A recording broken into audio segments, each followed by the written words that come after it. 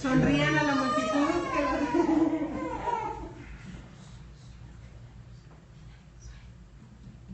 Muy bien, pues la porción que vamos a ver hoy y que es lo que corresponde a toda esta semana se llama Quitiza, y esa porción va desde Éxodo 30 verso 11 hasta el 34 verso 35.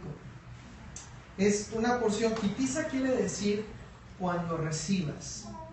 El nombre de cada porción tiene que ver con la primera frase con la que empieza esa porción. Acá hay Biblias, por si quieren los que no traen Biblias, acá hay Biblias, pueden usarlas, hay plumas para que tomen nota también.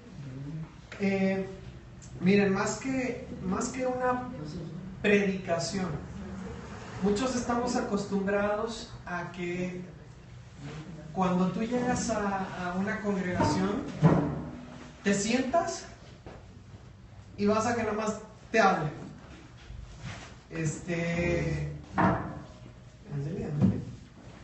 Esto no es así.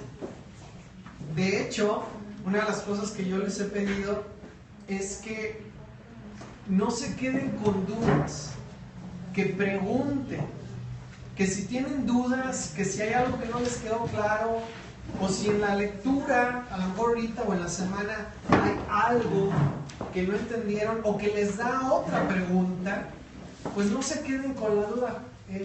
Hazme un favor, amor. ¿Tú le puedes ir moviendo allá? Sí. Ok, así no me quedo aquí más. Gracias. Entonces, no se queden con dudas, por favor.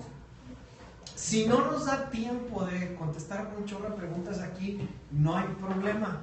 Las anotan y luego las comentamos, ¿ok? Pero el chiste es que nadie se quede con dudas.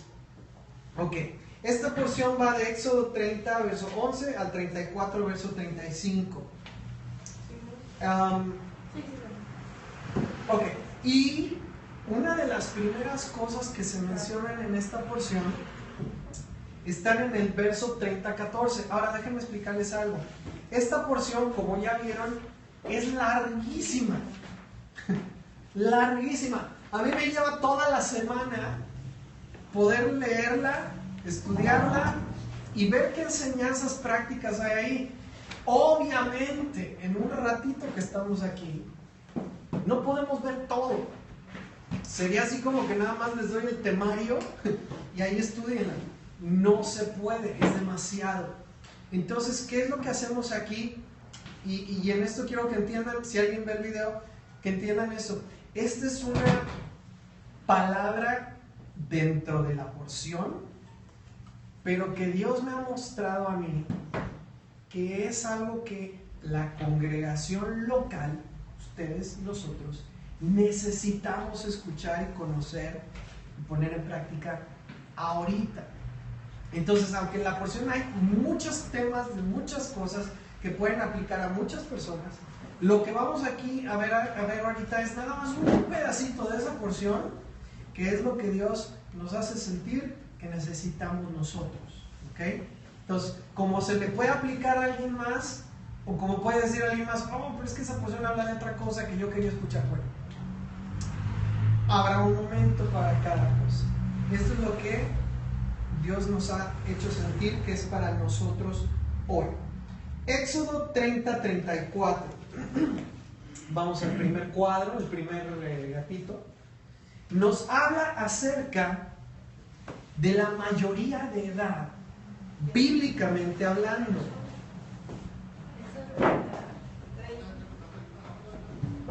Estaban diciendo por ahí, alguien, no voy a decir quién, por ahí dijo, pues es que ya voy a cumplir años, entonces ya soy mayor de edad y ya puedo hacer lo que yo quiera. Sí, vamos a ver la mayoría de edad de acuerdo a la Biblia. No voy a decir quién, pero... Trae el pelo corto, playera gris. Oigan, y fíjense cómo les acabo de decir que esto es lo que Dios me mostró que necesitábamos escuchar aquí, ahora, no sé por quién, a los 40 años. Yo no sé nada, nadie me dijo, pero Miren, mi hija me preguntaba en la semana, oye papá, ¿y por qué se celebran los 15 años? No les voy a echar toda esa historia ahorita. Tiene su razón de ser. ¿El por qué de la fiesta de 15 años en México? En Estados Unidos, ¿por qué la fiesta de los Sweet 16? Tiene su razón de ser. ¿Y por qué se hace eso? Yo sé, ¿a ti te hicieron eso? No te preocupes, no te perdiste nada. ¿A ti te hicieron de 15? Le voy a hacer la de los 20. No te preocupes. No te perdiste de nada. Muchos están esperando ansiosamente nada más cumplir los 18 para ir a sacar su credencial y ¿sabe qué más? Y permiso de conducir, bueno, Y coche. Está bien. Está bien. Pero bíblicamente hablando. Y miren, está también la tradición judía. Les hemos platicado de cómo a los 13 años se hace una fiesta muy significativa. Y está bien, sin embargo, eso es parte de una tradición. Bíblicamente hablando, estrictamente apegados a lo que dice la Biblia, la mayoría de edad, es decir, el momento en que una persona se le hace responsable de sus propias acciones, tanto para salvación como para condenación, es a los 20 años. Todavía te falta mucho. Me falta mucho. A los 20 años, bíblicamente hablando, una persona ya es responsable de sus acciones para bien o para mal, hasta los 20 años. Y eso lo podemos ver en la Biblia. Hazme clic ahí en el 30:14. Cuando dice,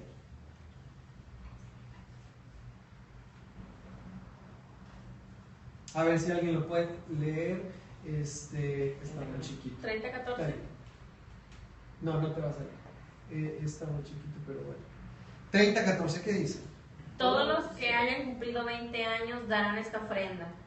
El rico no dará más, ni el pobre dará menos, porque esta ofrenda es para el Señor, para hacer expiación por ustedes mismos. Usarás este dinero para el cuidado del santuario.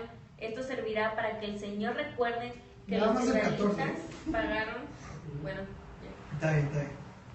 El 30:14 nos dice los de 20 años para arriba. Números 14:29. Es Números, necesitas presentar otra vez. Números 14:29, por favor. Aquí. Eso.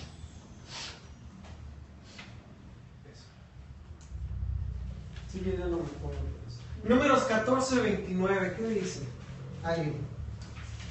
Es el momento en que el juicio o la salvación de una persona recae en sus propias acciones y decisiones. Dije, ¿dónde dice eso? Está bien clarito, pero ¿dónde dice?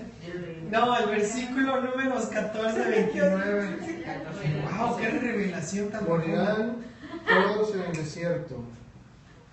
Ajá. Ninguno que tenga más de 20 años y se haya quejado contra mí. Ninguno que tenga más de 20 años y se haya quejado. ¿Quiénes fueron los que se murieron en el desierto cuando se quejaron contra Dios? Los mayores de 20 años. ¿Quiénes fueron los que Dios perdonó y que permitió que entraran? Los menores de 20 años. ¿Por qué? Porque Dios no les tomó en cuenta a los menores de 20 años el pecado de haber murmurado contra Dios. En el 32:11, ahí mismo en Números 32:11. ¿Alguien más que me lo lea, por favor? Números 32:11. Y juró que los que habían salido de Egipto, ninguno que tuviera más de 20 años entrará en la tierra que había prometido Abraham, Isaac y Jacob, porque se habían negado a hacer voluntad del Señor. Exactamente. Ninguno que tuviera más de 30 años. Es el momento en que Dios dice, a partir de aquí, yo le tomo en cuenta sus acciones y sus palabras a esa persona. Antes de los 20 años, esa persona de alguna manera es como un inocente. Lo que hace o deja de hacer recae sobre los padres. Y son los padres los que tienen que dar cuenta por esa persona. De ahí, fíjense, por ejemplo, por qué los permisos de conducir, cuando eres de menor de edad, el permiso, ¿qué quiere decir? Que si hay algún incidente, la responsabilidad no es del joven, es del papá. Aguas. Hasta los 20. ¿A qué edad tienes tú, brother? 20. Híjole, mano. Apenas están empezando a contarte de allá arriba. A ver, palomita, tache, mira qué bien, Arturo. Ahora, mira, ya te lo están anotando. Y fíjate qué significativo que es un momento en que ustedes están dando pasos hacia Dios. Y te voy a hablar de eso. ¿Tú qué edad tienes? Y todavía no. Pero ¿sabes qué? Como están casados, todo lo que tú hagas recae en él. Papá. A partir de los 20 años delante de Dios, tú eres responsable de tus propias decisiones, acciones, para bien o para mal. Es también la edad en que podían reclutarte para ir a la guerra. No lo vamos a leer, pero eso está ahí en Números 1, 3, 18 y en el 20 también, nada más les voy a leer uno, dice: hijos y descendientes de Rubén, primogénito de Israel, registrados por familias y según las casas de sus padres, y anotados uno por uno los nombres de todos los hombres de 20 años para arriba, o sea, todos los que podían salir a la guerra. A partir de los 20 años, te podían reclutar para el ejército, para mandarte a la guerra, ¿ok? Ya eres responsable. Ahora, fíjense cómo son las cosas.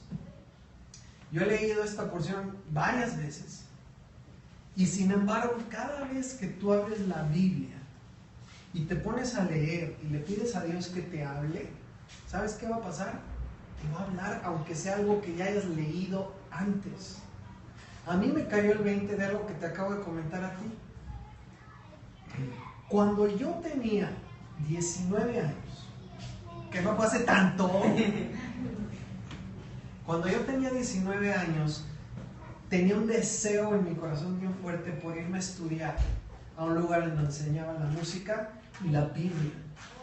Era un deseo. Yo quería hacerlo para agradar a Dios. Sin embargo, y fue medio traumático, mis papás no estaban en las posibilidades de enviarme a ese lugar. Eso fue en 1994, que fue cuando tú te fuiste a estudiar. Yo quería irme a estudiar, pero ¿sabes qué? Tenía 19 años, mis papás no tenían los medios para hacerlo en ese momento. Y yo me acuerdo que yo estaba esperando nada más que me contestaran de aceptada mi solicitud para irme. Esto era en Durango. Era una mañana, ya habían iniciado las clases y yo estaba esperando que todavía me dijeran para poder irme. Cuando, me acuerdo perfectamente, llegaron mis papás al cuarto, se sentaron en la cama y yo estaba así como que todavía despertando. ¿Qué onda? ¿Qué pasó? Y me dicen, ¿sabes qué? Sabemos que querías ir a este lugar, sabemos que hay este deseo en el corazón y todo, pero no hay los medios para hacerlo ahorita. Y por otro lado, acabamos de hablar con un amigo de muchos años que es director de la universidad tal, la carrera tal, y nos acaba de decir que estás aceptado y además te van a dar una beca. Y era una muy buena universidad. Entonces, pues mijito, párese porque ya empezaron las clases hace una semana, te vistes y te vas a la escuela. Y yo así, espérate, ¿cómo? O sea, me acaban de decir de jalón que no voy a donde yo quería, que ya me aceptaron, quién sabe cómo, porque yo nunca fui a una universidad, y que ya empezaron las clases y que ya voy tarde. Entonces, híjole, fue un shock. Y por un año yo fui a esa escuela con ese deseo en mi corazón de estar en otro lado, haciendo otra cosa, pero por obediencia y sometiéndome a mis papás. Y fue un año de dudas, frustraciones y demás. Termina ese año y Dios me habla otra vez. Y me habla de una manera muy clara, no les voy a contar todo, pero me habló muy claramente. Y me volvió a recordar que Él tenía un plan para mi vida diferente y que era su propósito y su deseo que yo estuviera en otro lugar. Me puse a orar, hablé con mis papás, les dije, ¿sabes qué? Tengo esto en el corazón, yo sé que estoy acá, no me ha ido mal, lo puedo hacer, pero eso no es lo que Dios me está diciendo que tengo que hacer. Tú hiciste lo mismo. Dije, no es ahí. Y se los dije llorando, o sea, tuve un sueño donde Dios me puso no se los cuento. Y les dije, ¿sabes qué? No puedo seguir aquí. Y mis papás dijeron, está bien, estábamos esperando ver algo así en ti. Entonces, te das de baja, manda otra vez papeles o lo que sea. Y finalmente acabé estudiando la palabra, estudiando música, y mi vida dio un giro totalmente. Ahora, ¿sabes por qué te cuento esto? Porque me cayó el 20 ahorita que estaba estudiando esto, que fue a los 20 años. A los 19 años yo quise, no pude, me sometí. A los 20 años Dios me vuelve a llamar y es que entonces digo, lo tengo que hacer. ¿Sabes qué? En ese momento yo ya era responsable delante de Dios por mis decisiones. Y en ese momento ya no puedes decir, pues es que mis papás, ahí ya no cuenta mis papás, ahí es tú que estás decidiendo hacer.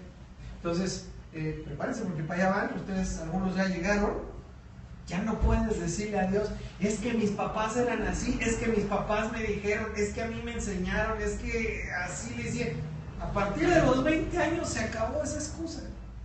Ya le toca a cada uno decidir obedecer, seguir la instrucción o no. Y sus consecuencias, buenas o malas. Vamos al siguiente punto, por favor. El censo y el dinero del rescate. Aquí en esta porción nos habla a partir de Éxodo 30, 11 hasta el 16 acerca de un censo. ¿Qué es un censo? Pues es como aquí cuando llaman a todos a que saquen su credencial para ver cuánta gente hay, para tener un registro.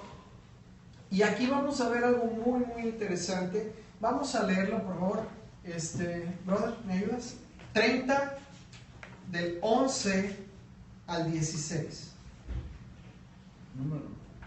Éxodo 30 del 11 al 16. Dinero para la expiación. Ajá.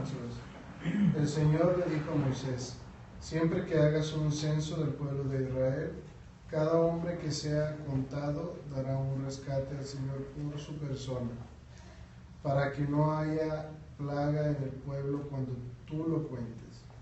Este pago equivaldrá a medio ciclo del santuario, es decir, 6 gramos de plata. Todos los que hayan cumplido 20 años darán esta ofrenda. El rico no dará más, ni el pobre dará menos, porque es una ofrenda al Señor, para hacer expiación por ustedes mismos. Usarás este dinero para el cuidado del santuario. Esto servirá para que el Señor recuerde que los israelitas pagaron el dinero del rescate y para hacer expiación por ellos. ¿Está claro? Muy bien, hasta el 16, ¿no? Ok. Esta enseñanza tiene muchas ramificaciones. Hay muchas cosas que se pueden aprender de estos cuantos líneas de este verso que leímos. Esto es nada más una de las aplicaciones que tiene esto. Miren, cuando Cuando tú vas a construir algo, ¿quién de ustedes ha construido o está construyendo?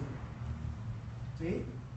O cuando vas a hacer un movimiento en donde va a requerir dinero, va a requerir finanzas. Generalmente, ¿qué hacemos? Nos sentamos, empezamos a echarle números, cuánto tengo, cuánto voy a necesitar, el presupuesto. ¿Okay? Miren, una de las cosas que yo les comentaba hace una semana, la congregación, el templo de Dios, no es un edificio hecho de paredes, de ladrillos, es un edificio hecho de personas. Cada persona es una piedra en el templo del Señor. Lo demás es simplemente un lugar de reunión, donde nos juntamos como asamblea, como congregación. Lo más importante son las personas. Dicho esto, de todos modos, nosotros hemos visualizado, hemos hecho planes, yo he pedido presupuesto de cómo se puede adecuar un lugar. Y tú vas y sacas números y a ver, un techo aquí, o si es de lona, o si es una estructura, cuánto cuesta, si se hacen muebles de madera, si se ponen sillas de metal, cuánto cuesta, etcétera, etcétera, etcétera. Aquí estamos viendo algo que es un poquito, ¿cómo decirlo? Miren, se los digo así, Dios había dicho, y nos lo dice a nosotros, que nuestra confianza no debe de estar en los números. La confianza de nuestra parte cuando Dios nos pide algo no debe de estar en nuestros cálculos, en lo que tenemos a la mano. Cuando Dios nos habla algo, nos lo confirma, nos lo dice claramente, Él es el que nos va a llevar paso a paso, mostrándonos cómo, dónde, cuándo, y es el que va a ir trayendo los recursos que necesitamos para hacerlo. Lo ha hecho hasta el día de hoy y nos ha mostrado su fidelidad hasta el día de hoy y más allá de simplemente lo necesario. Así es Él, ¿sí? Hace unas semanas nos donaron una sierra para empezar a hacer algunas cosas con madera, bien bonita, todavía no la estreno, pero ahí está esperando. Ya tenemos madera, o sea, son varias cosas. El Señor es el que va trayendo lo que necesitas. Ahora, no tiene nada de malo por cuestión de administración hacer cálculos. Lo hacemos en el trabajo. Tienes una producción que necesitas sacar, pues necesitas sacar un periodo de tiempo, echarle cálculo, cuánta gente, cuántos recursos, cuánto se tarda, que todo coincida. Haces una planeación. No tiene nada de malo. Pero aquí hay un principio que estamos viendo muy, muy clave.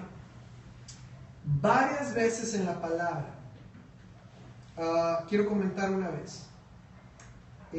David, podemos ver que en la palabra nos dice que fue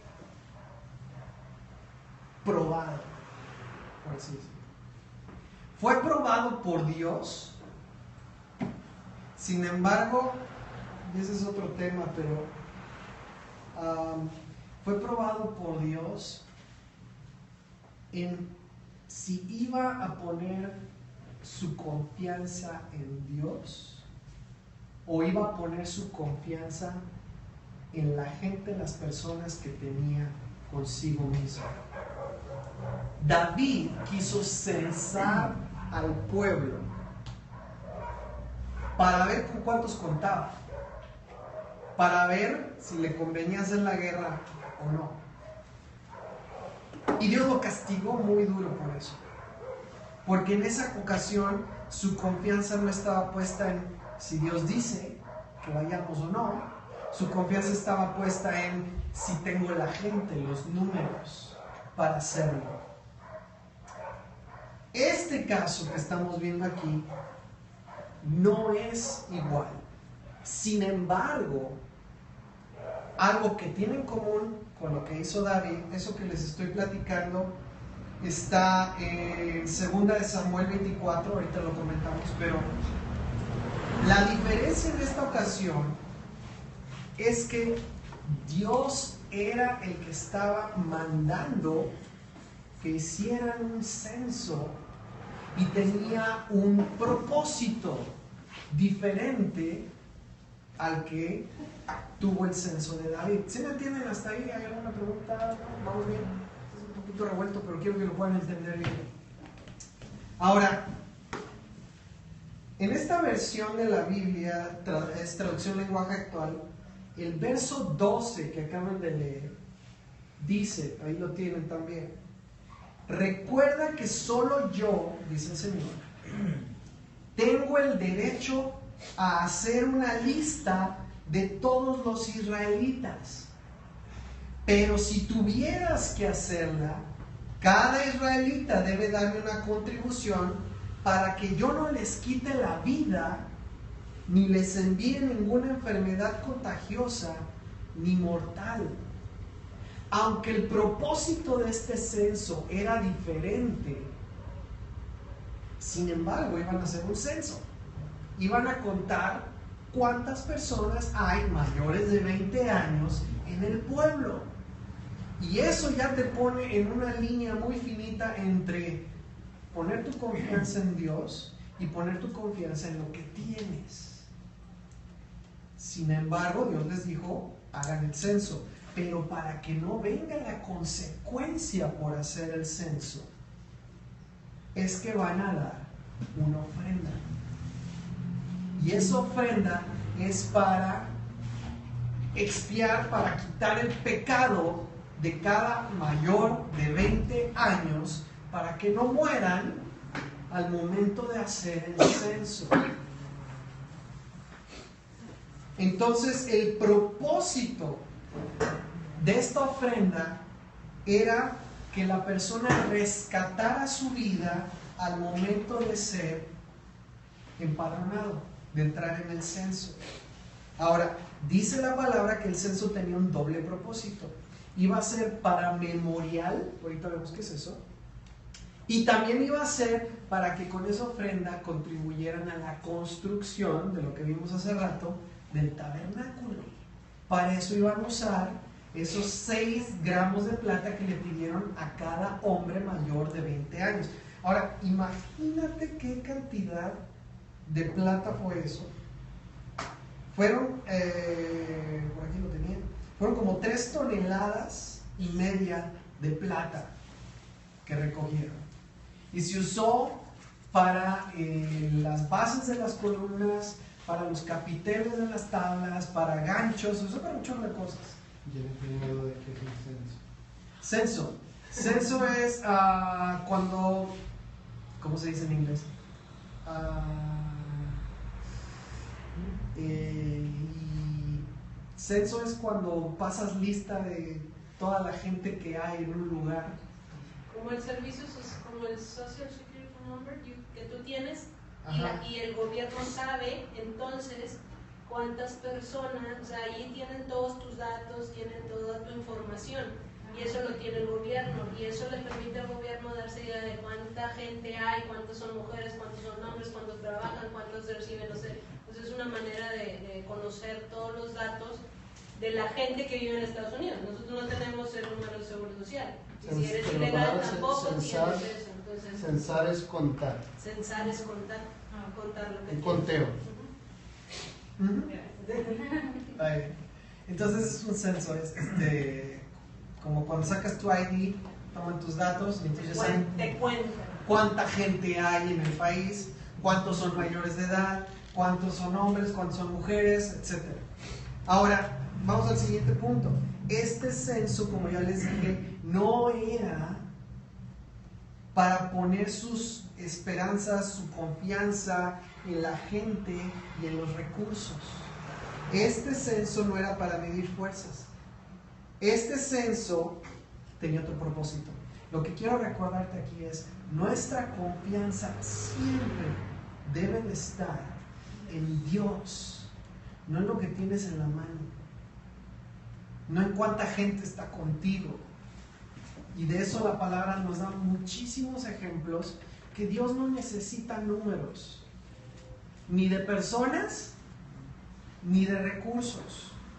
Dios, con uno que le crea y le obedezca, puede hacer milagros, ¿sí?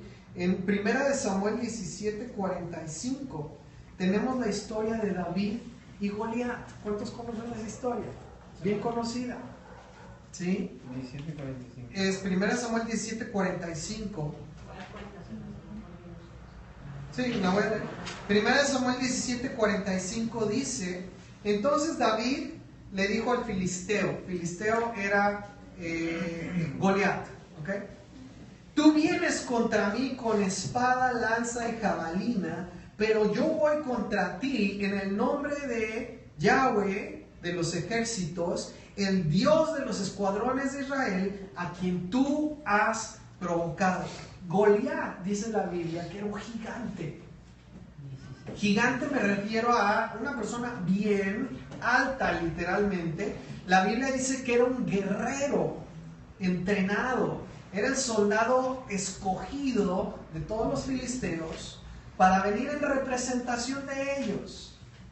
¿Quién es David? David en este momento es un muchachito que cuidaba las ovejas de su papá en el cerro, allá perdido, solito.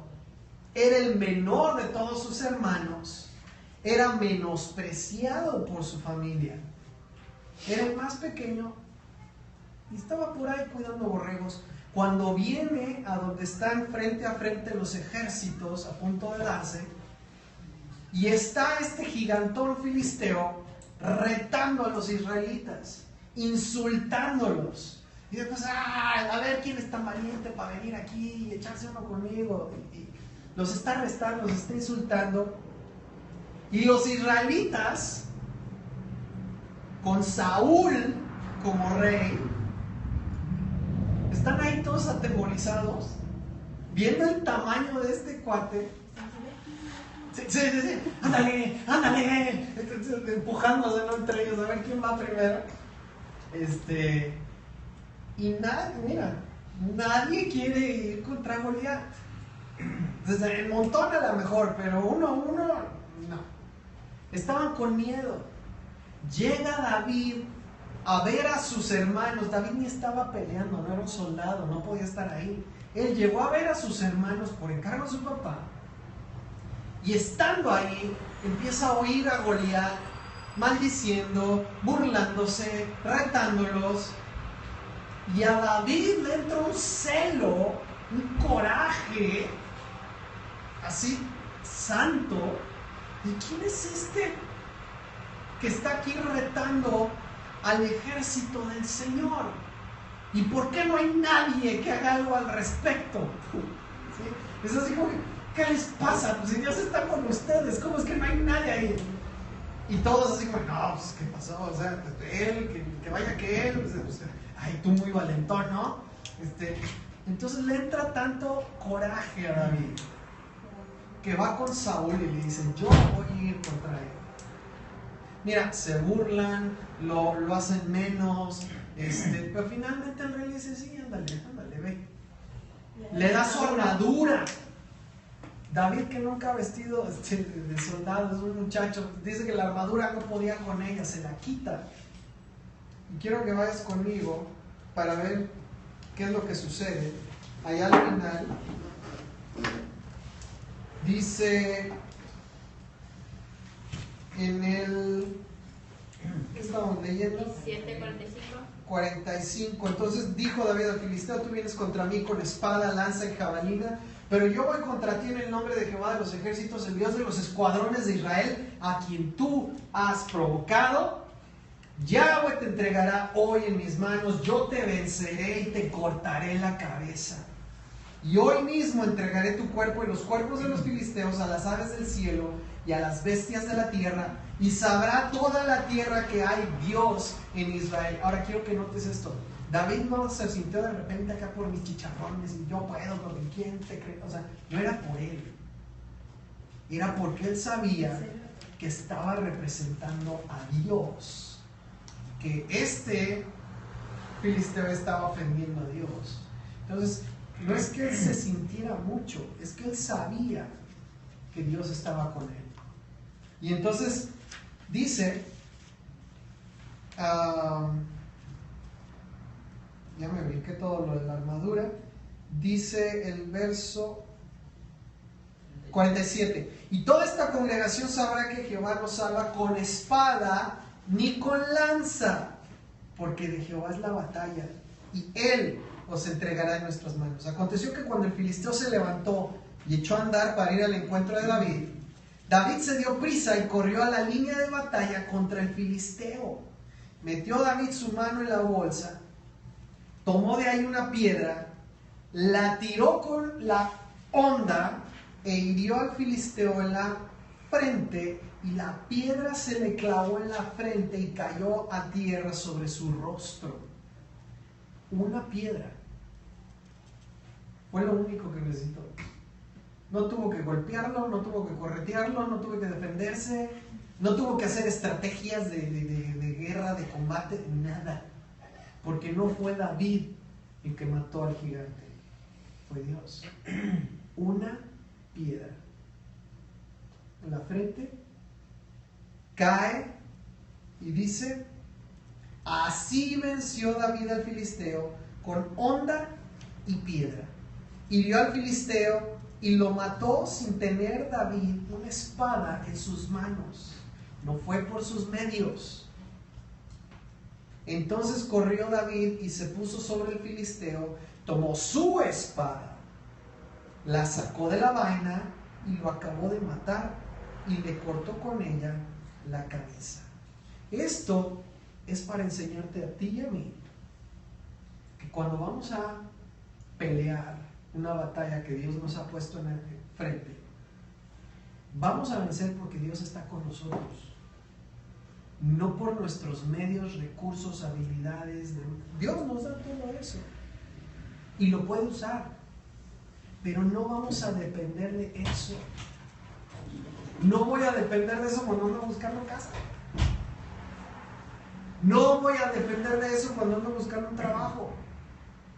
No voy a depender de eso cuando quiero solucionar problemas en mi casa, mi familia, en el trabajo. ¿De quién dependo para enfrentar cada reto que se me pone delante? De Dios. En 1 Samuel 14:6, un poquito antes, 1 Samuel 14:6, tenemos la historia de otras dos personas que armaron todo un relajo porque Dios estaba con ellas. Jonatán, el hijo de Saúl, Jonatán y su paje de armas, su escudero, por así decirlo. En 1 Samuel 14:6, dijo pues Jonatán a su paje de armas. ¿Un texto? ¿Alguien lo tiene? Roberto, ¿lo lees por favor? 14:6. Dijo pues Jonatán a su criado que le traía las armas: ven, pasemos a la guarnición de estos incircuncisos, por aventura hará el Señor por vosotros, que no es difícil al Señor salvar con multitud o con poco número. Sí, con multitud o con poco número. ¿Sí? Y su paje de armas le respondió: haz todo lo que tienes en tu corazón, ve, que aquí estoy contigo a tu voluntad. Y Jonatán dijo: he aquí, nosotros pasaremos a estos hombres y nos mostraremos a ellos. Si no dijeren así, esperad hasta que lleguemos a vosotros. Entonces nos estaremos en nuestro lugar y no cubriremos a ellos. Subiremos a ellos. 10.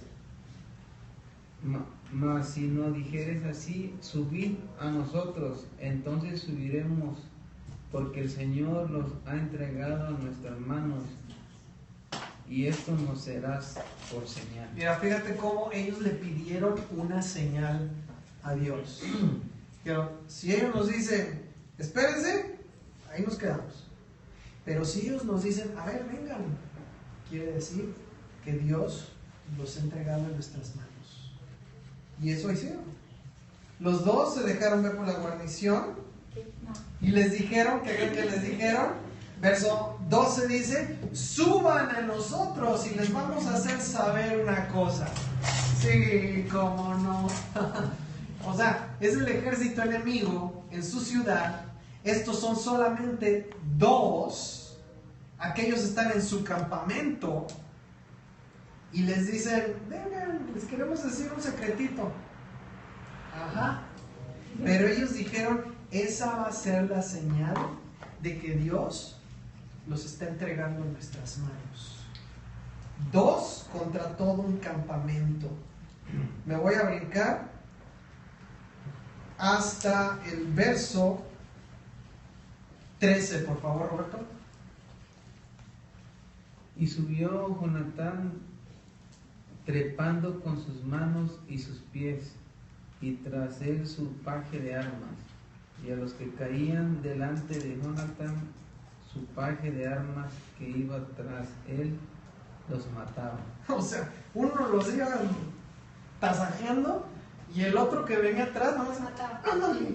¡Ándale! O sea, ahí los terminaba de dar el de gracia. ¿Sí? Esta fue la primera matanza, en el cual Jonatán con su paje de armas mató como unos 20 varones, como en la mitad de una yugada que un par de bueyes suelen arar en un campo. 15. Y hubo miedo en el real y por la tierra. En el campamento, dice acá. Ajá. Y por todo el pueblo de la guarnición. Uh-huh. Y los que habían ido a destruir la tierra, también ellos temblaron. Y la tierra fue alborotada y hubo miedo de Dios. 2 personas hicieron que todo un campamento y un pueblo temblaran de miedo. 2 personas que sabían que Dios estaba con ellos. ¿Sí? La historia sigue y es muy padre si quieres después terminar de leerla. Para cuando llega Saúl a ver qué estaba pasando en el campamento de los enemigos, dice, me voy a brincar hasta el 20. Luego Saúl reunió a todo el pueblo que con él estaba y llegaron hasta el lugar de la batalla. Ahí vieron que cada uno había desenvainado su espada contra su compañero y que había gran confusión. ¿Sabes qué hizo Dios? Que les entraron un miedo y un pánico tal que entre ellos mismos empezaron a matar. Esa es la clase de cosas que hace Dios contra los que se te oponen. Confusión y miedo. Fíjate cómo cuando David mató a Goliat, ¿con qué lo mató? Con su propia espada. ¿Cómo vencieron aquí Jonatán y su paje a los del pueblo? Dice, entre ellos mismos. Y esas son la clase de victorias que Dios te da, donde parece que tú ni tuviste que hacer nada. Solitas las cosas se fueron resolviendo, se fueron apartando los obstáculos. Y ahí es cuando te das cuenta que Dios no necesita ni de tus recursos, ni de los números de personas que pueda haber en un ejército. Por eso es que podemos decir que nosotros, cuando estamos midiendo nuestros recursos, que estamos haciendo ahí nuestra administración, no lo estamos haciendo para ver si vamos a hacer lo que Dios dice. Lo hacemos por ser administrados, por usar bien lo que Dios pone en nuestras manos. Pero eso no es lo que nos va a mover a actuar o no en lo que Dios nos ha dicho que hagamos.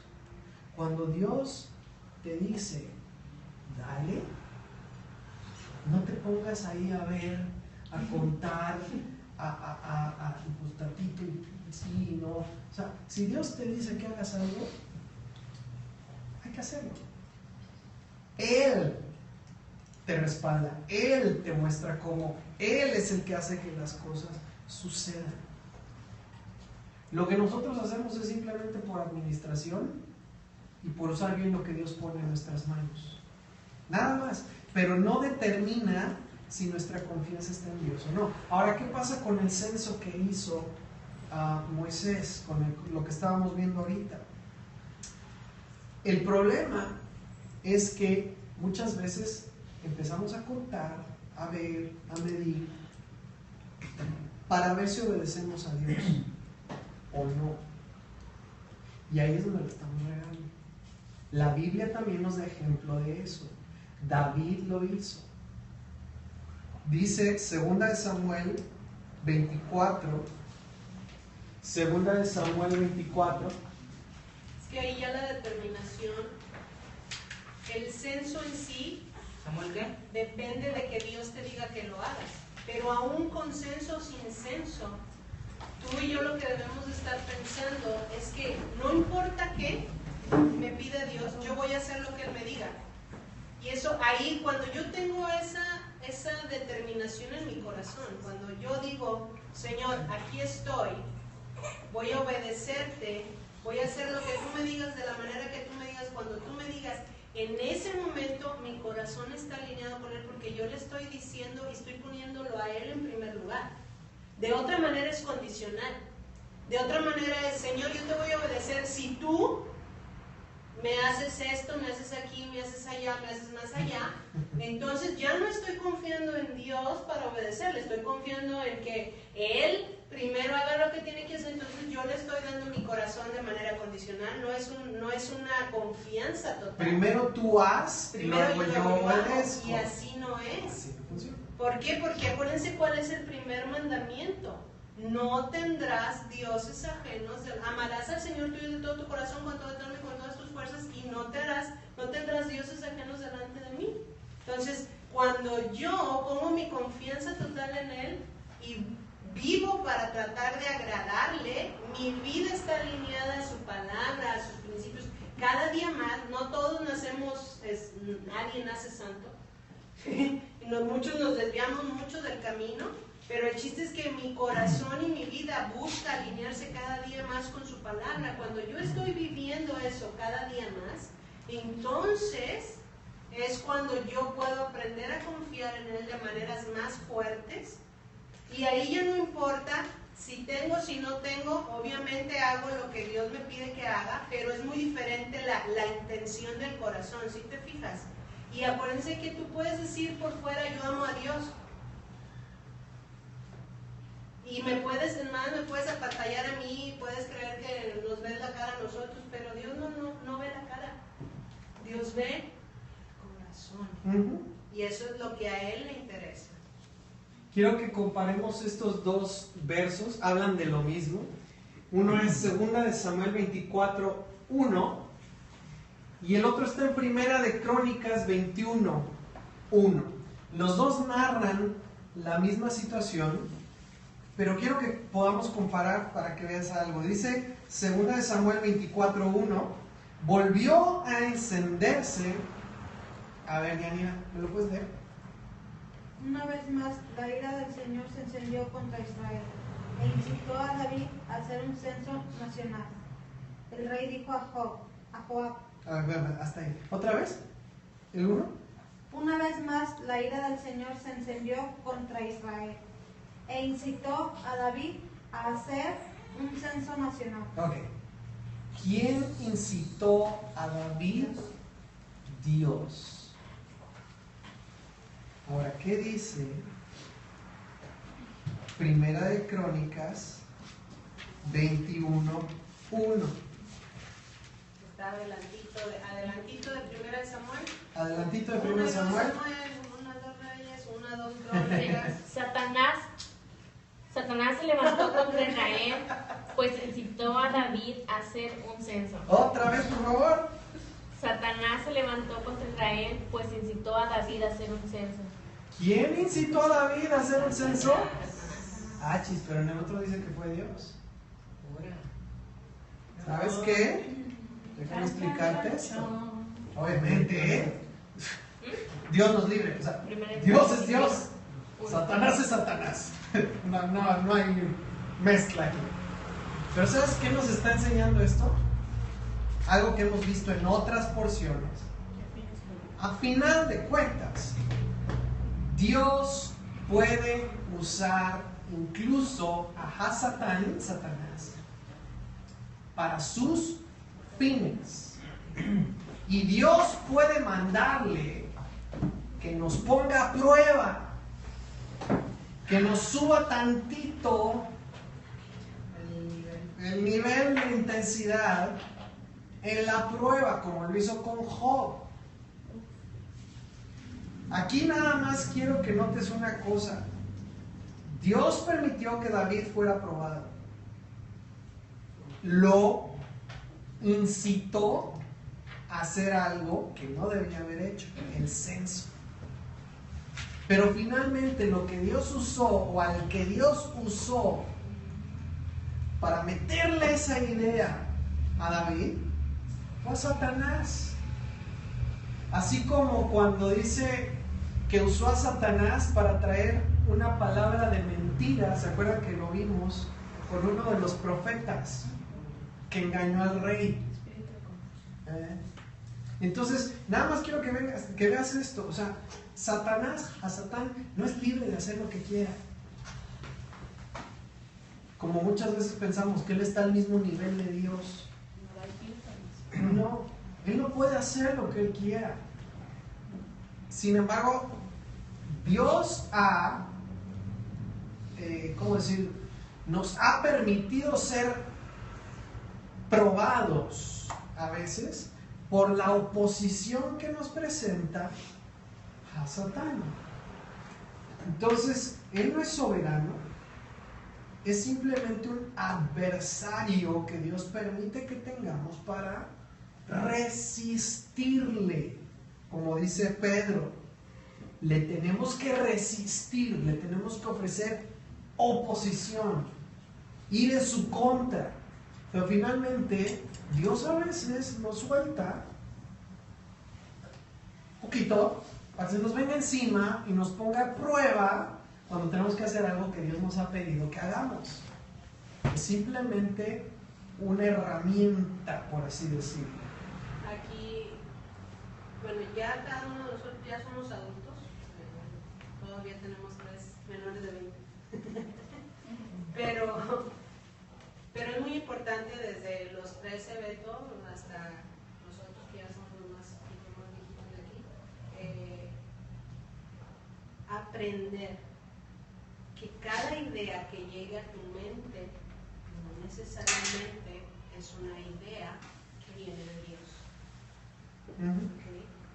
Y ahí es donde nosotros tenemos que aprender a filtrar y a ir delante de Dios, porque ¿qué hubiera pasado si David, en vez de hacer la idea, yo pienso que él debe haber confiado y haber dicho, no, pues yo soy David, Dios dijo que yo soy un hombre conforme a su corazón. Lo sentí en mi corazón. Yo sentí en mi corazón que era lo que tenía que hacer. ¿Sabes qué? La Biblia habla y dice que el corazón es lo más engañoso que hay. Nunca confíes en tus emociones, menos en tus sentimientos, porque te van a engañar, te van a relajar. Satanás sabe y puede manipular tus emociones fácilmente. Entonces, por eso es bien importante que nosotros aprendamos eso, porque entre más rápido lo aprendas, menos problemas vas a tener. Entre más rápido tú aprendas a tomar decisiones no basado en tus emociones y en las ideas y en el sentir, es que yo sentí que Dios me dijo eso, ¿sabes qué? Si Dios no lo ha respaldado en su palabra, no lo hagas. No es Dios. No es Dios, porque Dios no te va a decir que hagas algo que Él no ha dicho y Él no ha aprobado y no está escrito. Entonces, de ahí nosotros podemos aprender una cosa. Y ojalá que se les quede grabado, porque de verdad les va a ayudar a no darse de topes contra la pared y ser sabios. Cada vez que te llegue una idea, antes de que tú quieras ir como el gorras y lanzarte y darte de topes entre la pared, ve a tus rodillas Vea la ora, palabra.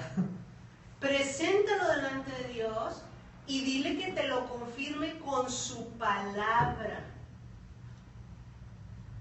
Dios te va a hablar, Dios te va a mostrar, pero no confíes nunca en tus emociones, nunca confíes en tus sentimientos, porque no es el camino seguro. El camino seguro, está escrito, es la palabra. Así es. ¿No?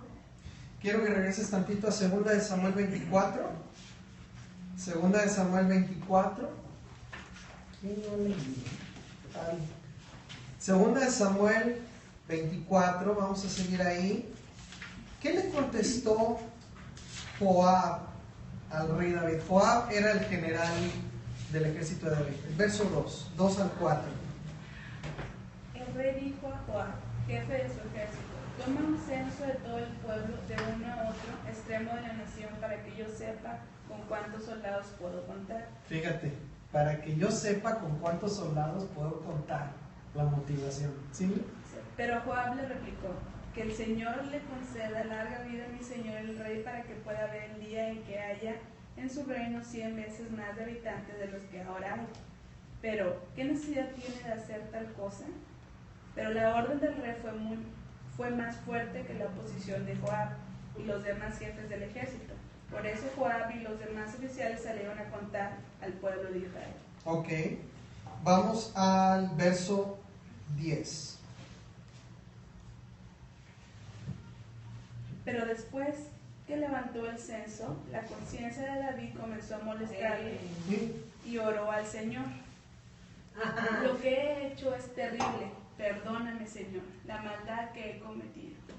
O sea, después de sintió en el corazón que la regó, En la conciencia. en su conciencia, entonces buscó a Dios y entonces se dio cuenta que la había regado. Ahora, aquí quiero que veas una cosa. Hubo una persona, Joab, que se dio cuenta que lo del censo estaba mal y se lo trató de decir al rey respetuosamente. O sea, él no era el rey, él no era el líder, él no estaba a cargo, pero él se dio cuenta que lo que iba a hacer su jefe estaba mal. Él se acercó respetuosamente y le resistió a David. Dijo: ¿por qué haces esto? ¿Qué necesidad tenemos de hacer esto? Que Dios te dé más. O sea, pero esto no va a salir bien. Sin embargo, pesó más la decisión del rey que la de Joab y los capitanes. Y finalmente tuvieron que obedecer al rey. Ahora, yo nada más quiero que veas esto. Hay veces en que nosotros estamos bajo el liderazgo o bajo la autoridad de otra persona y esa persona toma la decisión de hacer algo que está mal, que está equivocado, que va en contra de lo que Dios dice, y tú puedes ver, esto no va a salir bien. ¿Qué es lo que debemos de hacer? Debemos de oponer resistencia, sí, pero de una manera sabia y respetuosa, sin brincarnos las trancas, ni ponernos en un lugar que no nos corresponde. Finalmente se hizo lo que el rey quería, ¿sí? Pero sin embargo, Joab también hizo lo correcto. O sea, él trató de evitar que eso se llevara a cabo, simplemente no pudo.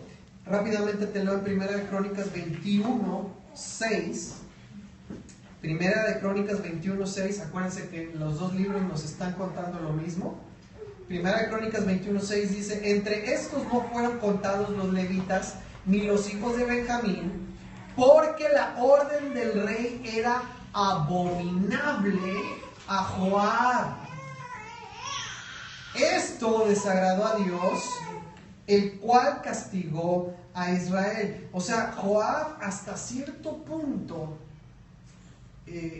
pues no siguió al pie de la letra la instrucción del rey, porque él sabía que estaba mal, pero obedeció. no se le puso al tú por tú, no le dijo, es que nada, o sea, cada quien en su lugar, simplemente, así como que, pues, obedezco bajo protesta, ¿sí? Y finalmente Dios a quien juzgó fue al pueblo y a David. Hay otros ejemplos en la palabra, como por ejemplo Abigail, esa es otra historia, la puedes leer en 1 Samuel 25. Abigail fue esposa de un hombre muy insensato, muy necio, que se llamaba Nabal. Nabal trató mal al rey David. David trató bien a Nabal.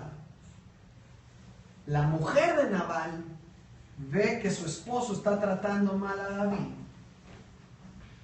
y trata de calmar a David para que no se le venga encima a su esposo.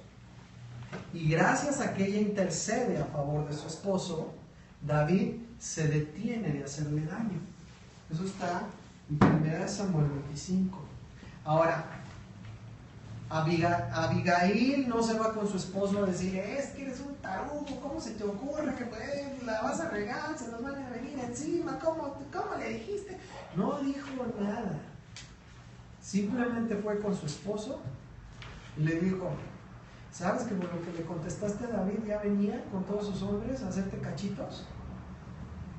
Nada más porque yo salí y le llevé presente, le llevé comida y lo traté bien, él desistió y te salvé la vida, mano. En ese momento, Nabal, como condorito, Literal, le dio un ataque y se murió. literalmente, Y fue libre. fue tal la impresión que le da el ataque, se muere, y adivinen qué, Abigail se va y se casa con David.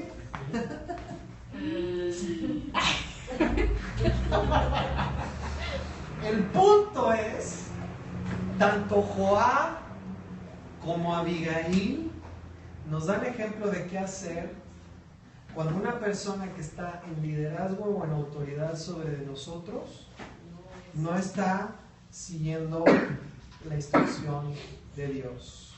¿Ok? Ahora, ya voy llegando al punto.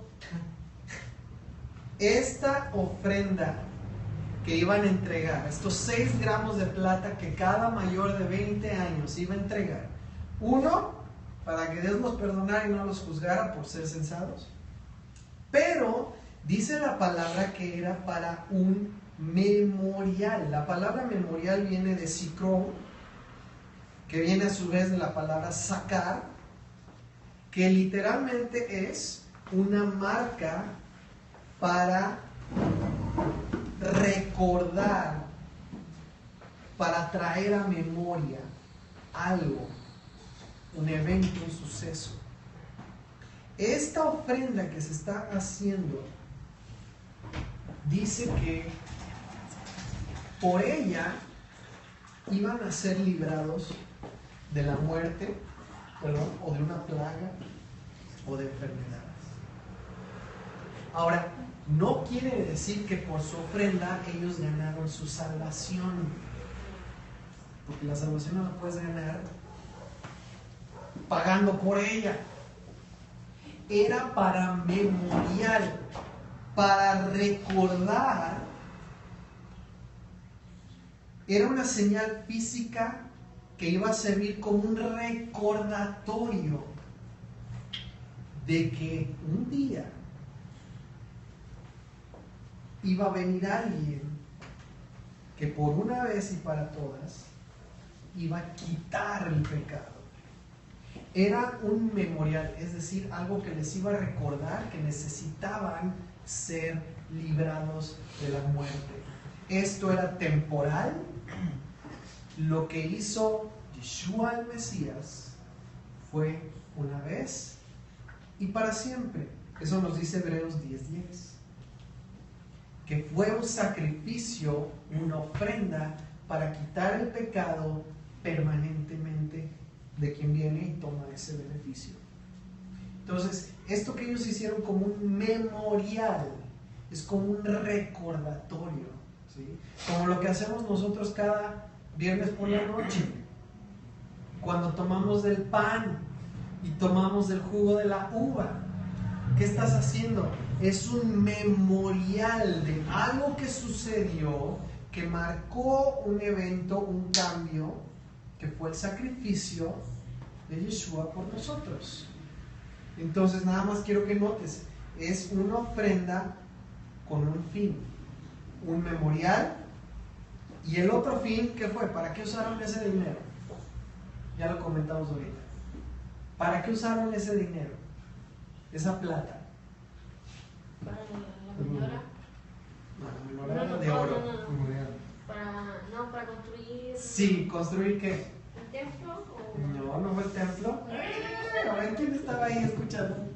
¿Qué hicieron con la plata? Las 3,5 toneladas de plata que les dieron. A ver. El ¿Cimiento de qué? Sí, por ahí está. Para las bases de las columnas y los capiteles de las tablas del tabernáculo. Y para los ganchos que tenían las cortinas. Entonces, finalmente, eso que dieron tenía un fin. No fue nada más así como para que tuvieran plata para gastar, para hacer de todo. Tenía un fin. Y sabes qué, así como cuando tú y yo damos, lo hacemos con una finalidad. Y vamos llegando a equidad en las finanzas. ¿Cuánto les pidió Dios que dieran? ¿Alguien dígame? Se los mencioné ya varias veces. ¿Cuánto iba a dar cada persona mayor de 20 años? 4 gramos. No, cerca. 3 gramos. No, ¿quién da más? No, sí era 4. ¿Quién da más? ¿Quién da más? ¿Atínale el precio? ¿Eh? 5. No. 2. No. 6. 6. La ganadora del premio es. Denle un pan, por favor. 6 gramos de plata por persona, que es un medio ciclo, la unidad que tenían, medio ciclo. Ahora, ¿cuánto es lo que tenían que dar como ofrenda normal, regular, para el santuario? Eso está en Éxodo 38, 25. Éxodo 38, 25. Quiero que veamos algo aquí bien rápido. Ya casi vamos llegando al final. Éxodo 38, 25. El que lo tenga, que me lo lea. La cantidad de plata usada fue de 3,5 toneladas. Y fue tomada del impuesto que se cobraba a todos los que, según el censo, tenían más de 20 años, un total de 630.550 hombres. Ok. ¿Hubo además? Las bases para las tablas de los costados del santuario y de los postes que sostenían las cortinas se llevaron 3.300 kilos de plata, cerca de 33 kilos por cada base. La plata sobrante fue usada para cubrir la parte superior de los postes y para las varas y ganchos. Muy bien. Nada más quiero que veas. Fue una cuota, digamos así, que cada hombre podía pagar. No era algo gravoso. Era la mitad de lo que normalmente tenían que dar como su ofrenda para el tabernáculo, para el servicio de la casa. Era la mitad de lo que normalmente tenían que dar. ¿Ok? Nada más quiero que notes, no era algo que no pudieran hacer. No era algo que el más pobre iba a decir, uy, no, es que como es muchísimo. Era la mitad de lo que normalmente daban. Y aquí es que vemos que fue un impuesto de tasa única. no fue algo que varía dependiendo de cuánto tenía la persona. Fue una cuota pequeña que se le puso a cada persona, y eso es con un propósito. ¿Qué pasa, por ejemplo, cuando van a construir? El otro día que fuimos a la biblioteca, allá en Laredo, yo no sé, varios de ustedes han ido, pero cuando vas entrando están los ladrillitos con los nombres de las personas que juntaron la lana, me supongo que para hacer el edificio, o que dieron alguna donación. Y a veces entre nosotros así se maneja, ¿no? A ver, el que va a aportar para construir este lugar, se le va a hacer un ladrillito o se le va a hacer una placa. O le ponen el nombre Si fue muy grande la aportación, lleva el nombre de la persona, como la universidad, la TAMIU, tiene varios edificios que tienen nombres de personas. Pues ya sabes quién fue el que puso. Ahora, ¿por qué crees que para el tabernáculo de Dios no permite que nadie dé de más ni de menos? Aquí nadie se hace el cuello. Exactamente. Para que no hubiera nadie que pudiera decir, mira qué bonito me quedó el tabernáculo. ¿Ya viste esas columnas? Mira, la más grandota. Esa es la mía. Esa es la mía. Es más, yo puse 4. No había nada de eso. Fue una pequeña contribución que se les pidió por igual a todos. Nadie podía dar de más, nadie podía dar de menos, para que nadie se llevara el crédito por la obra del tabernáculo. Fue equitativo. A veces es así, y en otras ocasiones no es así. En el diezmo es parecido. Hay una misma cantidad que Dios le pide a cada persona que sea entregada para el servicio del templo, del tabernáculo. El 10%. Ahora, ahí sí, tú puedes decir, bueno, pues uno gana más, uno gana menos. Pero no es para la construcción y la edificación del lugar. Es simplemente algo de lo que Dios le ha dado a cada persona, y donde la cantidad que se pide es igual para todos, el 10%. Va a variar en medida de cómo Dios ha prosperado a cada persona. Pero finalmente el porcentaje, a diferencia de como se hace muchas veces con los impuestos, no, si ganas de aquí a acá, pues el porcentaje es tanto. Si ganas de aquí a acá, no, pues ya estás en otra tabla, vas a pagar más. Y dependiendo del gobierno, no, hombre, yo estaba viendo el otro día, me descolgué, pero el otro día yo estaba viendo la tasa de impuestos que cobra cada país a la gente de ese país. Dices, no manches, estamos en la gloria. En Europa, qué bárbaro. No voy a decir dónde, pero hay países en donde más de la mitad de lo que percibe cada persona, el gobierno dice, venga para acá, sin impuesto. ¿Por qué nos quejamos con el 16%? No, de verdad. Y según yo iba a decir, a ver, ¿qué tanto nos sacan? No, hombre, calladito, es más bonito. Hay otra serie de cosas, no es el tema de esto, ni lo vamos a comentar aquí, pero el punto es, Dios no es así. Dios es justo. Cuando se requería algo para levantar el edificio, Dios dijo, es una cantidad significativa, es pareja para todos, para que nadie diga yo puse más. Y cuando es lo que a cada persona le corresponde traer para el servicio en el tabernáculo, Dios dice, es el 10% y es igual para todos. Si Dios le da más a uno, es el 10%. Si Dios le da menos a otro, es el 10%. No cambia. Entonces, aquí quiero que veas, Dios en lo que nos entrega para administrar, también es justo. Dice 1 Corintios 16, 2. 1 Corintios 16, 2.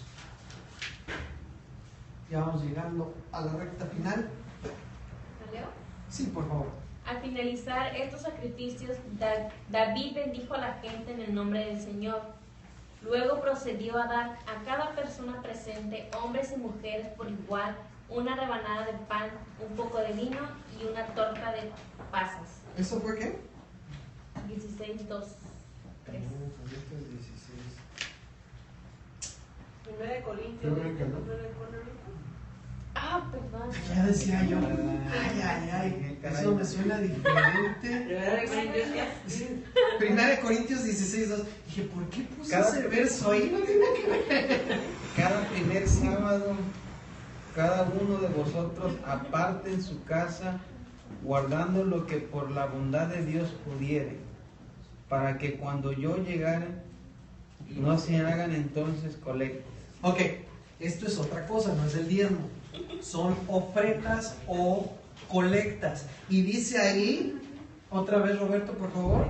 Y cuando hubiere llegado los que probaréis por cartas, a estos enviaré que lleven vuestros donativos a Jerusalén. Y si fuere digno el negocio de que yo también vaya, irán conmigo. Ok, pero el verso 2, por favor, ¿qué dice? Cada primer sábado, cada uno de vosotros aparte en su casa, guardando lo que por la bondad de Dios. Ok, quiero que leas el que tú tienes, Dianira. Dice, los domingos cada uno de ustedes aparte algo de lo que ganó durante la semana y guárdelo. Así cuando yo llegue no tendrás que empezar la colecta. Muy bien, esta versión dice cada primer día de la semana, la tuya dice cada domingo. Dice cada primer día de la semana. Finalmente es el domingo. El primer día de la semana, el domingo, dice Pues el séptimo. aparten algo según haya prosperado cada quien, Dios es justo, para que cuando llegue a vosotros, dice Pablo, pues no tengan que decir así, no, ay, ya llegó Pablo, ching, a ver, sácale, a ver, ¿qué le damos? No, ya lo tienen separado aparte desde el domingo, primer día de la semana, para que cuando él llegue lo puedan dar. Ahora, aquí nada más quiero comentar algo porque es parte de esta porción y es el último punto. El sábado y el primer día de la semana. El sábado es el séptimo día de la semana. El primer día de la semana, como le quieran llamar en diferentes culturas, cambia. Aquí es domingo. Ahora, Éxodo 31:12, todavía es dentro de esta porción. Éxodo 31:12 nos dice, continúa hablando Yahweh a Moisés y le dijo, tú hablarás a los hijos de Israel y les dirás, en verdad vosotros guardaréis mis sábados, porque es una señal entre mí y vosotros por vuestras generaciones, para que sepáis que yo soy Yahweh que los santifico. Así que guardaréis el sábado, porque santo es para vosotros. El que lo profane de cierto morirá. ¿Ok? 6 días se trabajará, el día séptimo es día de descanso consagrado a Yahweh. Cualquiera que trabaje en sábado ciertamente morirá. Guardarán pues el sábado los hijos de Israel, celebrándolo a lo largo de sus generaciones como un pacto perpetuo, porque siempre será una señal entre mí y los hijos de Israel, porque en 6 días hizo Jehová los cielos y la tierra, y en el séptimo día cesó y descansó. ¿Por qué quiero comentarte esto? Porque hay ciertas personas, ciertos grupos que enseñan que, como en este pasaje de Primera de Corintios 16:2, Pablo dice que el primer día de la semana guarden algo. Dicen, pues mira, se estaban juntando el domingo, entonces a lo mejor hubo un cambio, ya no era el sábado, ahora era el domingo que se juntaban. Eso es algo que se enseña en muchos lugares. 16:2. También en Hechos 20, versículo 6. Esto quiero que lo veas porque necesitamos tener bien claro qué enseña la palabra. ¿Y por qué mente marca que el sábado?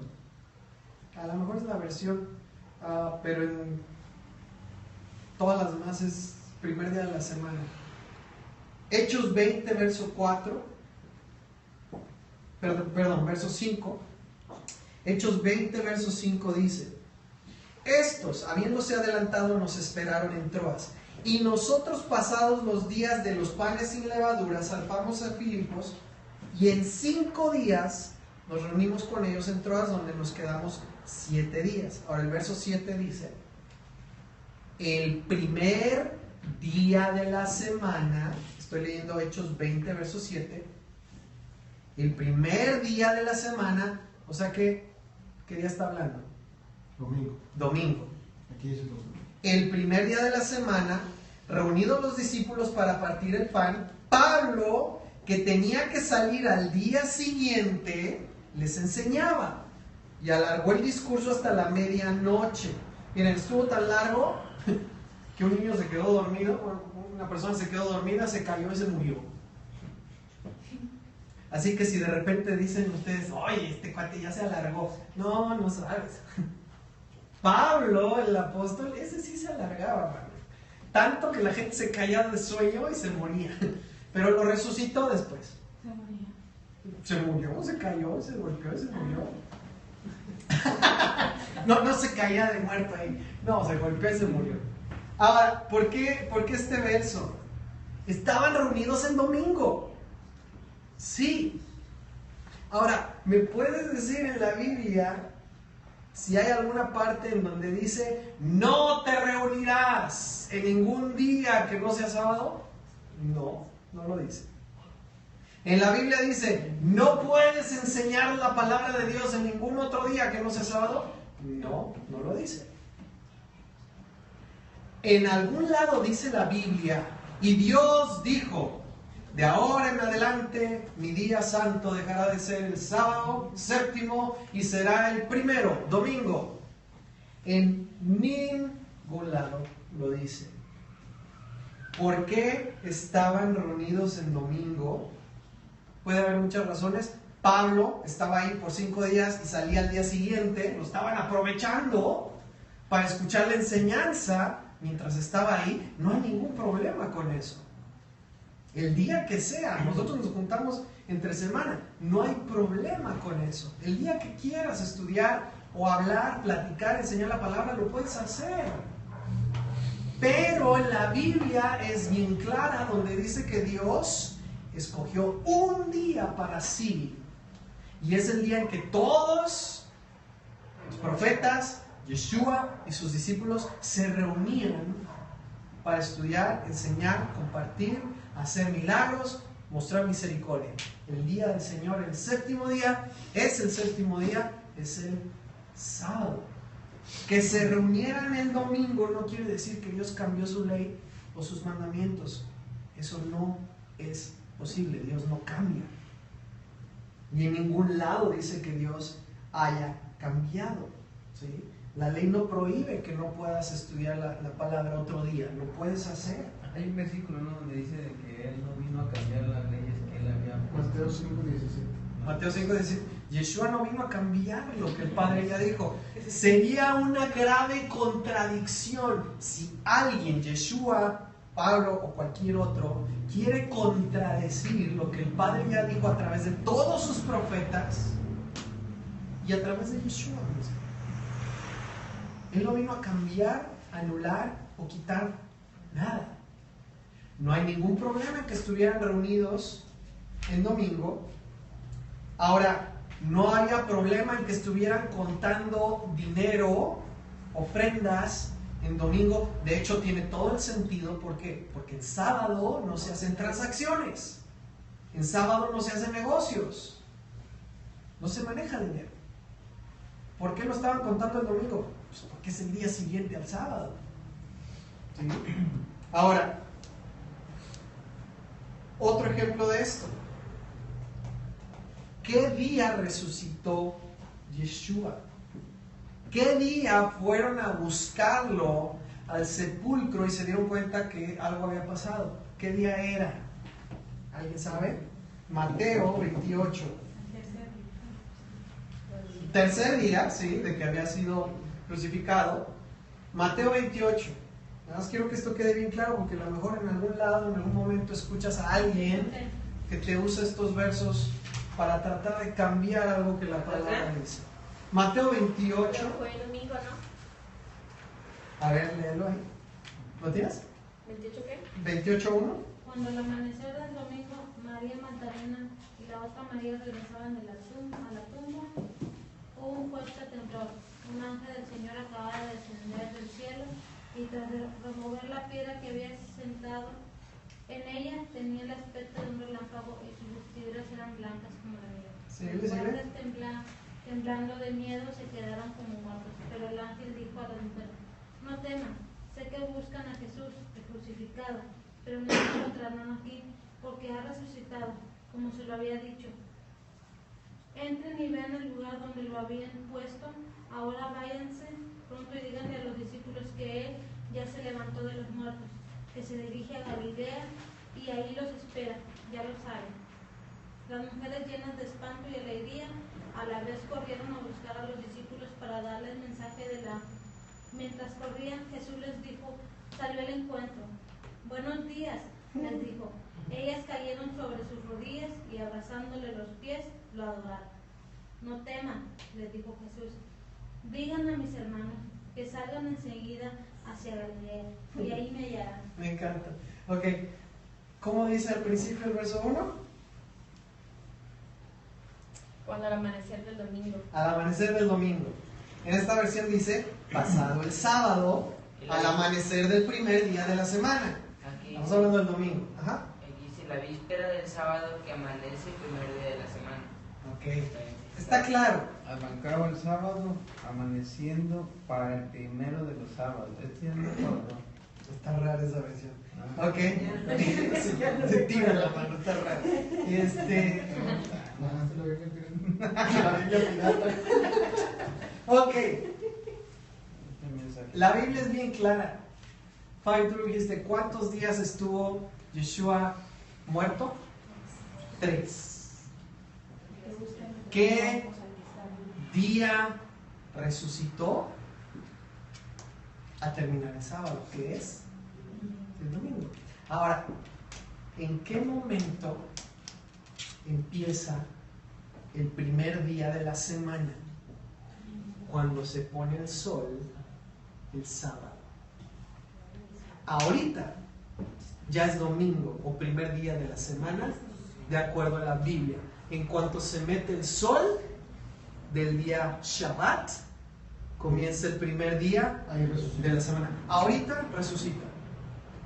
Ahora, ¿qué pasa? Llegan las mujeres temprano en la mañana del primer día de la semana, que llamamos domingo, y llegan a la tumba. ¿Y qué pasa? Ven a un ángel, tiembla, quita la piedra, ya no está el cuerpo. Y todo lo que leímos ahorita. Ahora, ¿qué nos está diciendo esto? Y es un hecho. Yeshua guardó el sábado hasta muerto. Porque el sábado, ¿dónde estaba Yeshua? En el sepulcro, descansando hasta en la muerte. No podían haber ido las mujeres el sábado al sepulcro. ¿Por qué? Porque era día de reposo. No podían ir al sepulcro. ¿Dónde estaban? Donde estaban todos los discípulos cada Shabbat. Estudiando, guardando el reposo, descansando en Dios. ¿Qué es lo primero que hacen tempranito, el primer día de la semana? Ahora sí, agárrate, vámonos al sepulcro. ¿Qué sucede cuando llegan al sepulcro? Toda la actividad en el reino de los cielos vuelve a iniciarse. Baja el ángel, terremoto, se abre la puerta, entran, les dicen, váyanle corriendo a avisar a todos los demás, ya resucitó, se van hechas la raya, corriendo a avisarle a los discípulos. En el camino, ¿qué pasa? Se les aparece Yeshua, lo adoran, lo abrazan y ¿qué les dicen? Vayan y díganle a los discípulos y ya van otra vez. Eso no es reposo, eso no es descanso, eso es actividad. ¿Cuándo sucedió toda esa actividad? El primer día de la semana. ¿Por qué? Porque el Shabbat estaban todos, como deberían, descansando. Ahí dice que Dios cambió su día a otro día, para nada. Primer día de la semana, día de actividad. A seguirle con los propósitos de Dios. De la semana. ¿Sí? El Shabbat, hasta Yeshua, estaba descansando. Termina el Shabbat, ahora sí, vamos a hacer lo que tenemos que hacer. Yo resucito, ustedes vayan y hablen a los demás, Ángel venga y quite la piedra, o sea, actividad. Shabbat, reposo. ¿Por qué te digo esto? Estos versos muchas veces se han malinterpretado para decir, no, es que Dios cambió. Dios no cambia, ni tiene sombra de variación. Su palabra no cambia. Hay un día que Él separó para sí mismo, es el sábado, séptimo día de la semana. ¿Qué puedes hacer el domingo? Lo mismo que puedes hacer el resto de la semana. Trabajar, actividad, si quieres compartir, estudiar la palabra, no hay problema. Pero Dios no cambia. Y su palabra tampoco. El día que Él nos pidió que estuviéramos meditando, reposando, conviviendo, es hoy. Y en eso está lo que les decía yo al principio, cuando me la tomaron ahí, pero la bendición es para ustedes. Me encanta y me da mucho gusto que estén aquí. Pero la bendición es para ustedes. ¿Por qué? Porque estás guardando Shabbat como Dios lo dijo, y en eso viene la paz y la bendición de Dios para ti. ¿Qué puedes hacer el Shabbat? Meditar en la palabra, estudiar la palabra, compartir la palabra, bendecir a los que te rodean, amarlos. No pelearte. No pelearte. Eso lo vamos a ver a profundidad. ¿Qué puedes hacer? ¿Qué no puedes hacer? De acuerdo a la Biblia, no a las tradiciones. Porque ese es otro relajo. Pero esta porción habla de eso. ¿Qué se hace en Shabbat? Ahora yo espero que de todo lo que hemos hablado hoy haya habido cosas que Dios te habló, te mostró a ti. Lo del censo, confiar en Dios, no en nuestros medios, ¿sí? Lo que hablamos acerca de la ofrenda que damos a Dios, cómo Dios es justo, cómo Dios pide a veces una parte igual a todos, cuando es para algo que Él quiere que llevemos a cabo, y cómo a veces Él pide también un porcentaje que es igual para todos cuando tiene que ver con la enseñanza y el servicio que llevamos a cabo para Él.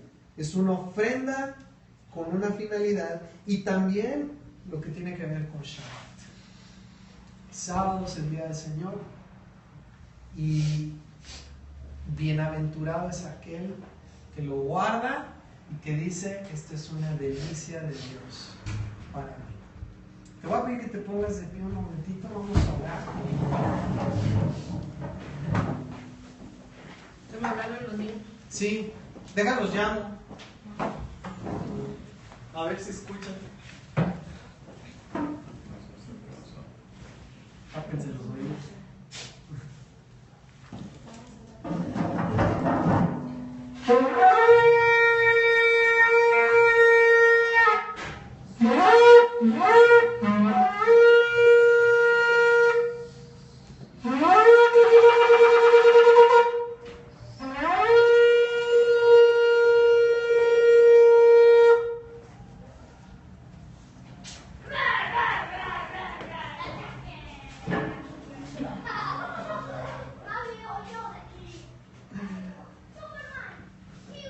ahí en el pueblo.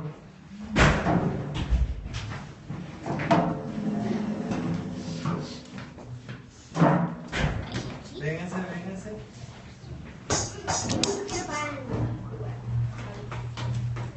Espérense, vamos a orar. Y ahorita atacan. Vamos a orar y ahorita le llega. ¿Eh? No, yo quiero. Espérense tantito. Hey, niños. Vamos a orar. Les voy a pedir que cierren sus ojos. Padre bendito, te damos gracias por tu palabra en este día que ha terminado de Shabbat. Gracias, Señor, por tu promesa de bendición para todos aquellos que te aman y que obedecen tus mandamientos. Gracias, Padre, por la salvación a través del sacrificio de tu Hijo, Yeshua, el Mesías, Jesús el Cristo. Gracias porque a través de Él somos perdonados hoy.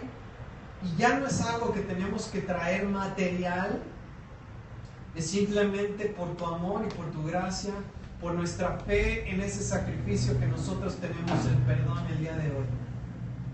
Padre, ayúdanos también a mostrarte nuestro amor en que guardamos tus palabras, tus mandamientos. Gracias por este día de Shabbat que podemos estar todos juntos aquí. Te bendecimos, Señor. Te damos gracias por tu amor, por tu paciencia, por tu perdón. Padre, te pedimos también por la sanidad y por la salud de todos aquellos que están enfermos. Que tú pongas tu mano sobre cada uno, tu espíritu que vivifica el cuerpo, Señor, y que sean sanados todos aquellos que están, Señor, necesitando de ti para su salud. Señor, ponemos delante de ti también esta semana que está iniciando en este momento. Señor, que tú nos guíes, que no nos dejes desviarnos a izquierda o a derecha, que tu espíritu sea una voz clara que habla a nuestra mente, a nuestro corazón, que tu palabra, Señor, sea clara, nos instruya, nos dirija. Gracias por nuestras familias, por tu protección sobre de ellos. Y Padre, también ponemos delante de ti a todos los que aún están lejos de ti. Que ellos puedan escuchar tu voz, el llamado de tu voz, del shofar de los cielos. Y que puedan acudir a tu encuentro en donde quiera que estén, Señor. Para conocerte, para recibir el perdón, la salvación. Y para también que aprendan a amarte y conocer tu palabra, Señor. Bendecimos tu nombre, bendecimos este día. Que el Señor te bendiga y te guarde. Que el Señor haga resplandecer su rostro sobre de ti y tenga de ti misericordia. Que el Señor alce sobre ti su rostro, que vuelva su rostro hacia ti con agrado y te llene de su paz. En el nombre de Yeshua.